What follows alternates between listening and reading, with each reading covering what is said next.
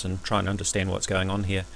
Here we see the quake drums for all of New Zealand. If I scroll down a bit, we can see all of the seismographs throughout New Zealand, from Raoul Island, which is actually north of New Zealand, all the way down to the Paps, south of New Zealand.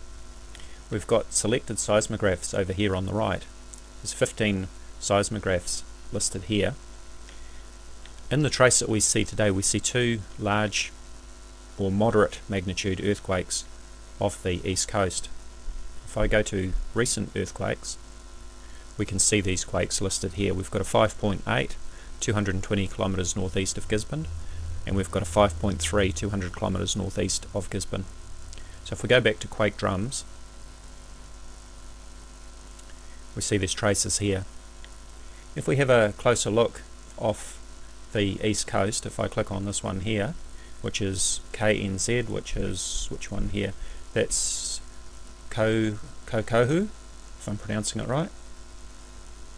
So if I click on that drum, this is the seismograph trace for that area. Now we can see on the right hand side that there is a scale here, and this is presently scaled to 1000. We can see the two traces from earlier today, the 5.3 and the 5.8. This trace here covers 24 hours. There's half an hour from the right hand side to the left, so we've got 30 minutes through there. Each one of these lines is 30 minutes, so we've got 30 minutes stacked, 30 minutes, 60 minutes, 90 and so on through to 24 hours.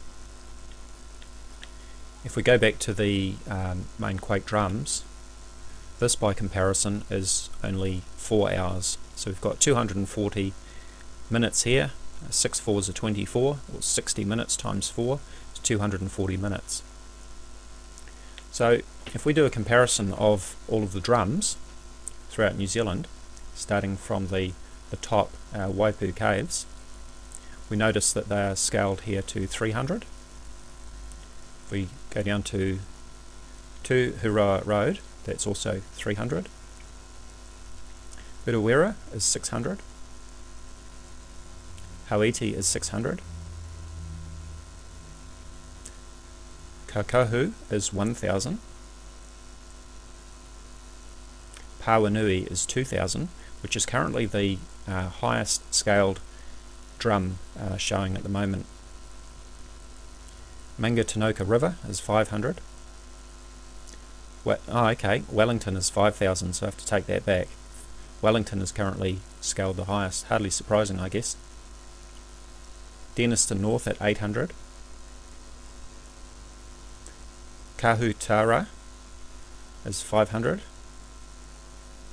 McQueen's Valley, now this is the drum for Christchurch, and that's currently scaled down to 300, which I see as a good sign. It means that things are settling down. Whenever there's been a lot of activity, this will be scaled up. On the day after the February 22nd earthquake, this was scaled up to 90,000. The reason that they're scaled like that is to prevent the traces overwriting other little earthquakes that may occur. You can imagine that if there was a large trace here, it would actually overwrite this quake here. Okay, I won't go through the rest of these because I'm actually running out of recording time, but I think that gives you an overview of how the drums work. Thank you.